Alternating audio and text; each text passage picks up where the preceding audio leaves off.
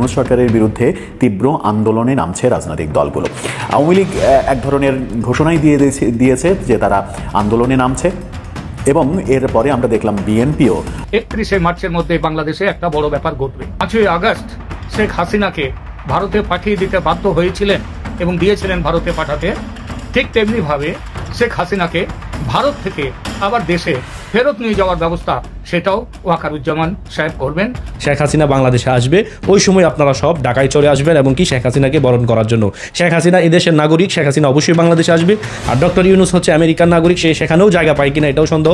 12 জন সেনা কর্মকর্তাকে নজরবন্দি ও গৃহবন্দী করা হয়েছে। 12 জন শীর্ষ কর্মকর্তা হাসান, এছাড়াও অবসরপ্রাপ্ত সেনা কর্মকর্তা ইকবাল করিম ভুইয়া উনি নজরবন্দি আছেন। এই Pinaki twinkle the time is over. বাংলাদেশের সেনাপ্রধান ওয়াকারুজ্জামানকে সরানোর ষড়যন্ত্র চলছে ঢাকায়। আসসালামু আলাইকুম দর্শক, আরো একটি নিউজ ভিডিওতে আপনাদের সবাইকে স্বাগতম। আজকের ভিডিওটি সাজানো হয়েছে বর্তমান সময়ের সবথেকে আলোচিত কিছু নিউজ নিয়ে, আলোচিত কিছু প্রতিবেদন নিয়ে।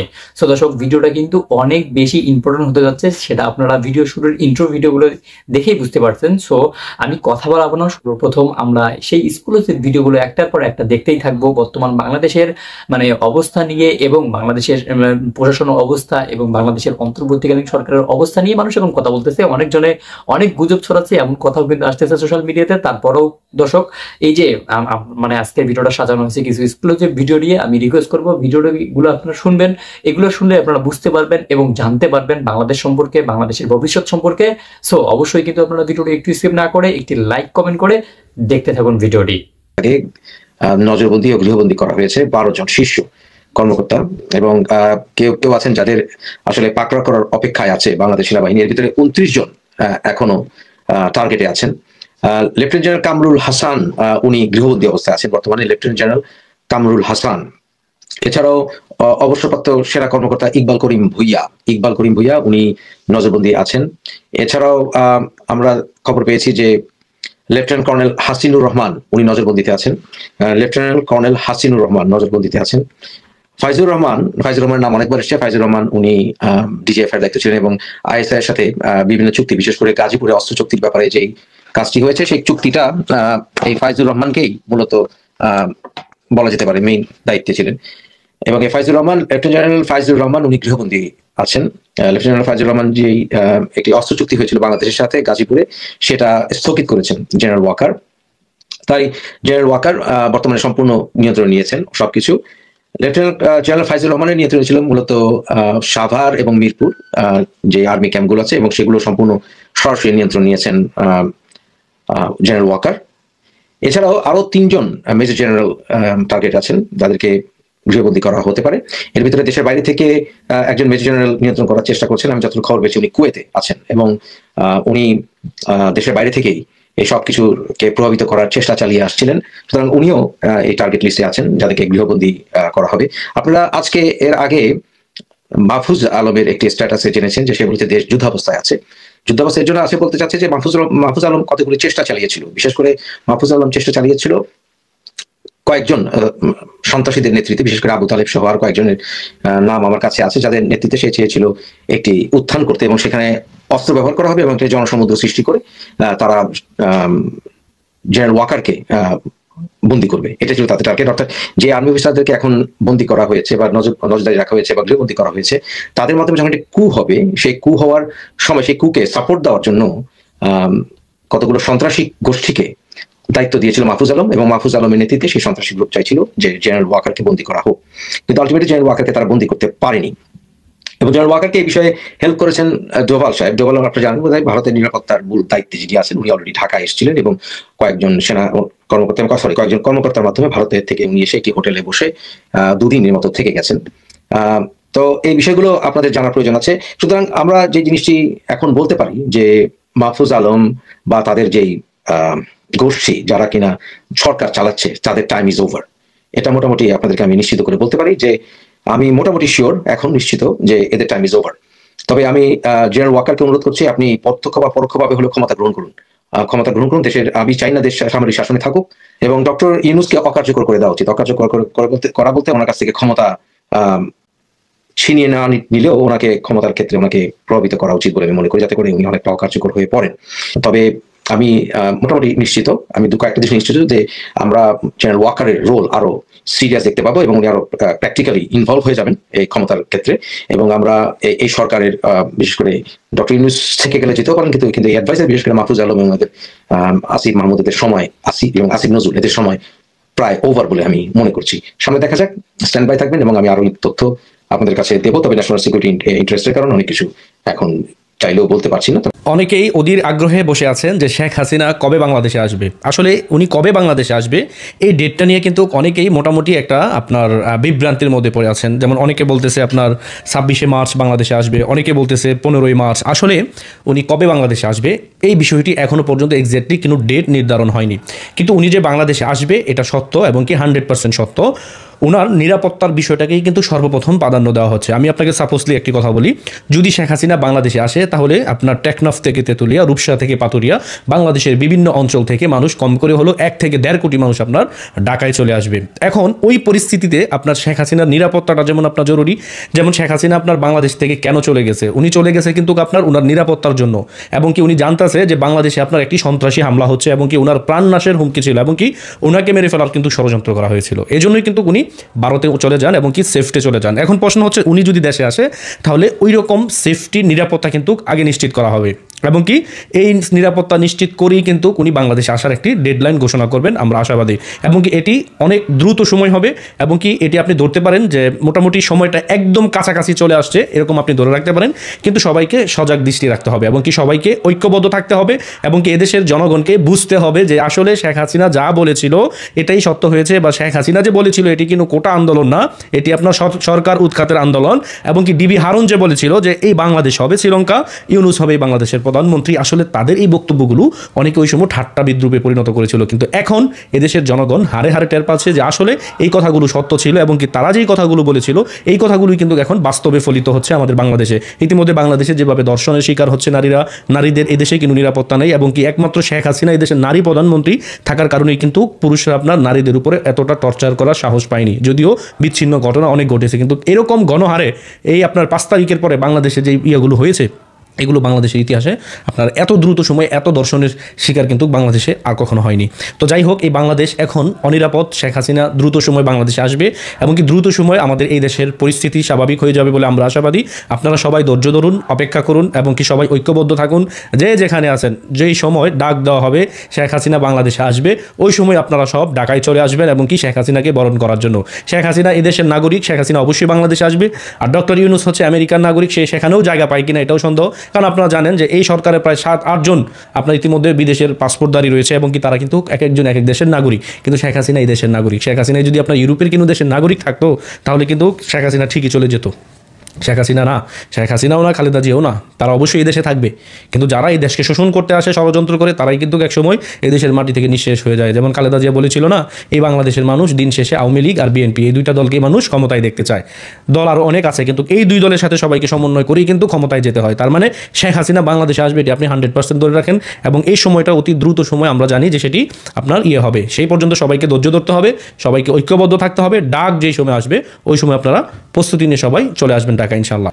রাষ্ট্রপতিকে নিয়ে আবার কি ষড়যন্ত্র, এই প্রসঙ্গটি নিয়ে আপনারা ইতিমধ্যেই জানেন যে সোমবার হাইকোর্টে একটি রিট পিটিশন দায়ের করা হয়েছে। সেটি বিষয় হচ্ছে যে মহামান্য রাষ্ট্রপতিকে শপথ পাঠ করাবেন কে। বর্তমানে স্পিকার শপথ পাঠ করান, তার স্থলে প্রধান বিচারপতি কেন শপথ পাঠ করাবে না, এই বিষয়টি নিয়ে একটি রিট পিটিশন দায়ের করা হয়েছে এবং সেই রিট পিটিশনের আদলে মঙ্গলবার হাইকোর্ট একটি রুল জারি করেছে।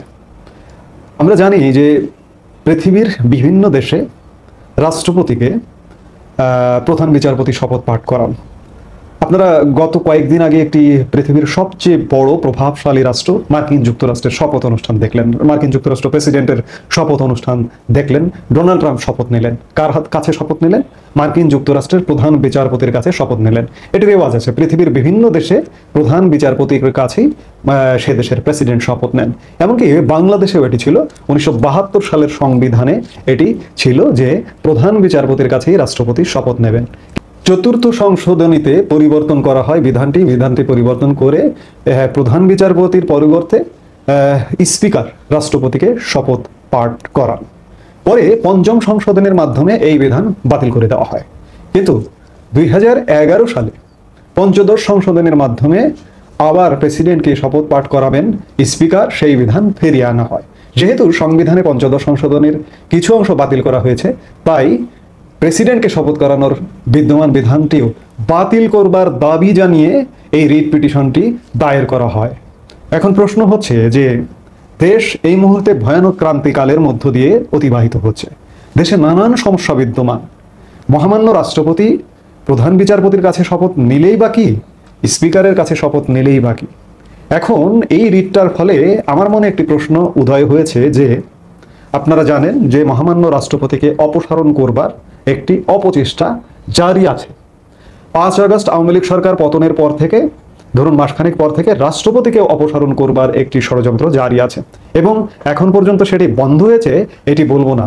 কারণ হচ্ছে নতুন একটি রাজনৈতিক দল গঠিত হয়েছে, এনসিপি। এই দলটি এখনো পর্যন্ত সেকেন্ড রিপাবলিক ঘোষণা, প্রোক্লেমেশন অফ সেকেন্ড রিপাবলিক, মহামান্য রাষ্ট্রপতির অপসারণ, সংবিধান বাতিল ইত্যাদি নানা দাবিতে অনড় আছে।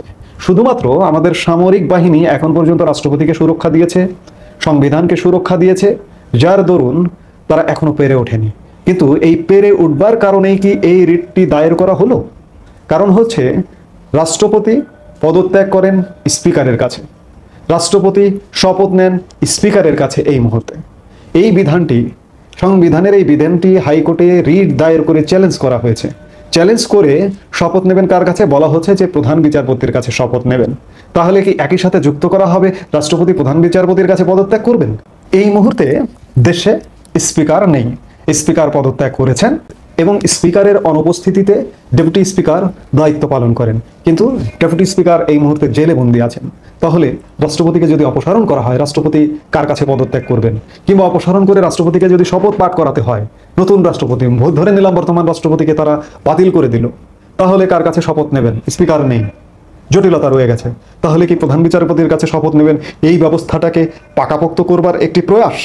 যখনই রিট পিটিশনটি দায়ের হলো, তখনই আমার মধ্যে প্রশ্ন দেখা দিয়েছে যে রাষ্ট্রপতি অপসারণের পথ থেকে এরা ফিরছে না, অপথে শুধু হাঁটছেই। এদের উদ্দেশ্য হাসিল করবার জন্য, এবং তারই পদক্ষেপ হিসেবে এই সময়ে, যে সময়ে নানা সমস্যায় নিমজ্জিত বাংলাদেশ, এটি কোনো গুরুতর ইস্যু নয়। রাষ্ট্রপতি এখন কার কাছে শপথ নেবে বা কার কাছে নিল না নিল, এটি এখন আলোচ্য বিষয়ই নয়। আগামী সংসদ আসবার আগ পর্যন্ত অন্ততপক্ষে এটি কোনো বিষয় নয়। কারণ দেশের নানা বিষয় আছে, নানা গুরুতর বিষয় আছে, মানুষের জীবন বিপন্ন হয়ে যাচ্ছে, সেদিকে নজর নেই, সেদিকে খেয়াল নেই। অথচ রাষ্ট্রপতি কার কাছে শপথ নেবেন, রাষ্ট্রপতি কার কাছে পদত্যাগপত্র জমা দেবেন, এগুলো চর্চা হচ্ছে এবং কোর্টের বারান্দায় পর্যন্ত নিয়ে যাওয়া হয়েছে। আসলে এটি করা হয়েছে বা করা হচ্ছে গভীর একটি ষড়যন্ত্রের অংশ হিসেবে। আওয়ামী লীগ আন্দোলনে নামছে এবং 26শে মার্চের মধ্যে আওয়ামী লীগ আন্দোলন জোরদার করবে, এরকম কথাবার্তা শোনা যাচ্ছে। এরকম গুঞ্জনও রয়েছে যে শেখ হাসিনা এর মাঝেই দেশে ফিরবেন। সেই আলোচনা কতটা সত্য কতটা মিথ্যা সেটা সময়ই বলে দেবে। তবে ভারতীয় কিছু সংবাদ মাধ্যম এটা নিয়ে রীতিমতো নিয়মিত বিভিন্ন কন্টেন্ট, বিভিন্ন খবর করে যাচ্ছে। ইন্ডিয়া টুডের মতো বড় গণমাধ্যম ভারতের, হিন্দুস্তান টাইমস, ইন্ডিয়া টুডে, আজ তক বাংলা, এই গণমাধ্যমগুলো প্রতিনিয়ত বাংলাদেশ নিয়ে খবর করছে। শেখ হাসিনা ফিরছেন, সেনাবাহিনীর অভ্যন্তরে কু হয়েছে, সেনাবাহিনীর প্রধান একজন জেনারেলকে অ্যারেস্ট করেছেন, গৃহবন্দী করে রেখেছেন, এরকম নানা খবর ভারতীয় মিডিয়াতে ঘুরপাক খাচ্ছে। সেই সাথে আওয়ামী লীগের বিভিন্ন কর্মকাণ্ড, বিভিন্ন ঘোষণা, নেতাকর্মীদের, পালিয়ে থাকা নেতাদের বিভিন্ন রকমের কথাবার্তায় মনে হচ্ছে যে আওয়ামী লীগ হয়তো সংগঠিত হওয়ার চেষ্টা করবে এই মার্চেই। এবং সেই মার্চে যখন বলছে তারা, তখন সেটা মার্চে হয়ে না ওঠার সম্ভাবনাই বেশি। কারণ এখন রোজার মাসে সাধারণত আন্দোলন সংগ্রাম এগুলো জোরদার হয় না। যদিও এখন ধর্ষণ বিরোধী আন্দোলনটা তীব্র আকার ধারণ করেছে বাংলাদেশে, সেই সুযোগটা আওয়ামী লীগ নিতে পারে। আবার অন্যদিকে বিএনপির দিকে যদি তাকাই, তাহলে বিএনপির দুই নেতার কথাবার্তায় সেই আন্দোলনের আভাসটা স্পষ্ট হয়েছে। এবং বিএনপির অভ্যন্তরের খবর যেটা শোনা যাচ্ছে যে বিএনপি ঈদের পরে, এই রোজার ঈদের পরে তারা সরকার বিরোধী আন্দোলনে নেমে পড়বে। কারণ নানা দিক থেকে তারা কোণঠাসা হয়েছে। বিএনপি নেতা মির্জা আব্বাস তিনি সাংবাদিকদের একটা অনুষ্ঠানে অভিযোগ করেছেন যে বিশেষ একটি দলের খবর, অপকর্মের খবর সাংবাদিকরা পত্রপত্রিকায়, টেলিভিশনে বলছে না, লিখছে না। এই অভিযোগটা তারা করেছেন। এই বিশেষ দল সম্পর্কে, বিশেষ দল কারা সেটা সম্পর্কে খুব সহজেই অনুমান করা যায় যে এই বিশেষ দল কারা। যদিও অনুমানটা দুই দিকে চলে যেতে পারে। ছাত্রদের যে দল, সেই দলের দিকে তার ইঙ্গিত হতে পারে, পারে, আবার জামাতের প্রতি তার ইঙ্গিত হতে পারে। কারণ সাম্প্রতিক সময়ে জামাতের সঙ্গে বিএনপির সম্পর্কের অবনতি ঘটতে দেখেছি আমরা, এবং জামাতের বিরুদ্ধে নানা রকম অভিযোগ, ব্যাংক দখল করা, মেডিকেল দখল করা, বিভিন্ন শিক্ষা প্রতিষ্ঠানের বড় বড় পদ বাগিয়ে নেওয়া, এরকম অভিযোগ জামাতের বিরুদ্ধে বিভিন্ন জন তোলার চেষ্টা করেন।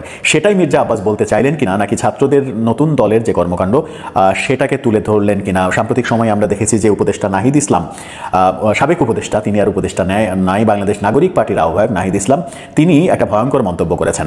এই ছাত্রদের নতুন দলের টাকা যোগান দিচ্ছে কারা, এই প্রশ্ন তাকে যখন বারবার করা হচ্ছিল, তারা যখন এই অভিযোগে অভিযুক্ত হচ্ছিলেন, তখন দুদিন আগে আমরা দেখেছি যে তিনি বলছেন যে আমাদেরকে কে টাকা দিচ্ছে তার নাম যদি প্রকাশ করা যায় তাহলে তাদেরকে নিরাপত্তা দেবে কে, সরকার কি নিরাপত্তা দেবে?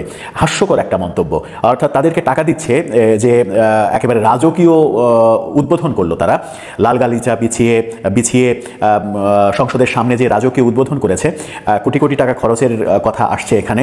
সেই রাজকীয় উদ্বোধনের টাকা কোত্থেকে আসছে? তারা বাংলা মোটরের একটা বিশাল বিল্ডিংয়ে অফিস নিয়েছে, সেই রাজকীয় অফিসের খরচ বহন করছে কারা? তারা সারা দেশে সফর করছে, দামি দামি গাড়িতে চড়ছে, কখনো প্রাডো কখনো মার্সিডিজে চড়ছে। সেই গাড়িগুলো তাদের পাওয়ার উৎস কি? এরকম নানা অভিযোগ উঠছে।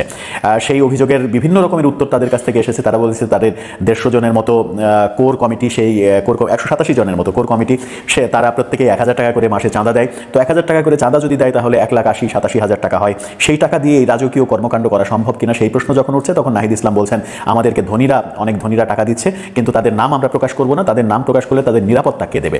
এই ক্ষেত্রেই অভিযোগ উঠছে যে বাংলাদেশের বহু বিতর্কিত ব্যবসায়ী, আবার এমন অভিযোগও উঠছে যে আওয়ামী লীগের সময় বহু বিতর্কিত কর্মকাণ্ডের সঙ্গে যে সকল ব্যবসায়ী জড়িত ছিলেন, সেই সকল ব্যবসায়ীদের কাছ থেকে এই নতুন ছাত্র সংগঠন চাঁদা নিচ্ছে, বড় অঙ্কের টাকা নিচ্ছে, তাদের টাকাতেই এদের খরচ চলছে। সেই কারণেই তারা নাম বলতে চাইছে না, এরকম অভিযোগও রয়েছে। এই অভিযোগগুলো মির্জা আব্বাস করলেন কিনা সেটা একটা বড় প্রশ্ন।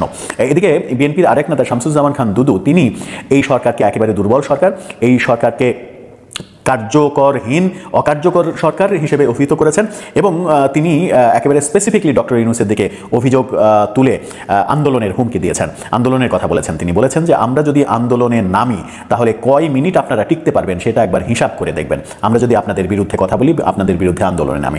তিনি অভিযোগ করে বলেছেন ডক্টর ইউনূসকে যে আপনি নিজে ক্ষমতায় গিয়ে নিজের মামলা প্রত্যাহার করিয়ে নিয়েছেন রাষ্ট্রীয় ক্ষমতা ব্যবহার করে, আপনার ব্যবসা প্রতিষ্ঠানের মামলা প্রত্যাহার করিয়ে নিয়েছেন রাষ্ট্রীয় ক্ষমতা বলে, আপনার প্রতিষ্ঠানের 6 বছরের কর মওকুফ করিয়ে নিয়েছেন রাষ্ট্রীয় ক্ষমতা ব্যবহার করে। আপনি রাষ্ট্রীয় ক্ষমতা ব্যবহার করে নিজের স্বার্থ সিদ্ধি করছেন ওই জায়গায় বসে, অথচ সারা দেশে আওয়ামী লীগ আমলে 2.5 লক্ষ মামলা রয়েছে, 60 লক্ষ আসামি রয়েছে, তাদের মামলা আপনি প্রত্যাহার করছেন না। কারণ আপনি এখানে এসেছেন নিজের স্বার্থ সিদ্ধির জন্য, নিজের ব্যাপারগুলোকে প্রতিষ্ঠিত করার জন্য, নিজেকে জাহির করার জন্য। দর্শক, এই সমস্ত প্রতিবেদন দেখে আপনাদের প্রতিক্রিয়া কি, আপনাদের মন্তব্য কি, সেটা কিন্তু অবশ্যই আমাদের ভিডিও কমেন্ট বক্সে করার চেষ্টা করবেন, কারণ আপনাদের মন্তব্যগুলো কিন্তু অনেক গুরুত্বপূর্ণ। আর দর্শক, বর্তমান বাংলাদেশের মধ্যে নতুন রাজনৈতিক দল, অন্তর্বর্তীকালীন সরকার এবং বিএনপি সহ জামাত, শিবির, এই সবকিছু মিলে কিন্তু বাংলাদেশের রাজনৈতিক অবস্থাটা একটা নড়বড় একটা অবস্থা হয়ে গেছে, এমন কথাই কিন্তু অনেক নেটিজেনরাই বলতেছে। কিন্তু দর্শক, এই বর্তমান বাংলাদেশের রাজনৈতিক অবস্থা নিয়ে, বর্তমান বাংলাদেশের রাজনৈতিক প্রেক্ষাপট নিয়ে আপনাদের কি মন্তব্য সেটা কিন্তু অবশ্যই করতে পারেন আমাদের ভিডিও কমেন্ট বক্সে, কারণ আপনাদের মন্তব্যগুলো আমাদের কাছে অনেক গুরুত্বপূর্ণ, আমরা আপনাদের মন্তব্যগুলোকে অনেক সম্মান করি। সো অবশ্যই কিন্তু আপনারা আপনাদের একটা গুরুত্বপূর্ণ মন্তব্য করে যাবেন আমাদের ভিডিও কমেন্ট বক্সে। ভিডিওটি শেষ করার আগে একটি অনুরোধ করবো, আপনি যদি প্রথমবারের মতো আমাদের এই ছোট্ট চ্যানেলটিতে এসে থাকেন তাহলে অবশ্যই চ্যানেলকে সাবস্ক্রাইব করে রাখতে পারেন। আমাদের এই চ্যানেলটিতে প্রতিনিয়ত বিশ্বের আলোচিত খবরগুলো, বাংলাদেশের আলোচিত খবরগুলো দেখানো হয়। ভিডিওটি ছিল এতটুকুই, আবার দেখা হবে নতুন কোনো ভিডিওতে, নতুন কোনো টপিক নিয়ে। ততদিন পর্যন্ত ভালো থাকুন, সুস্থ থাকুন, আল্লাহ হাফেজ।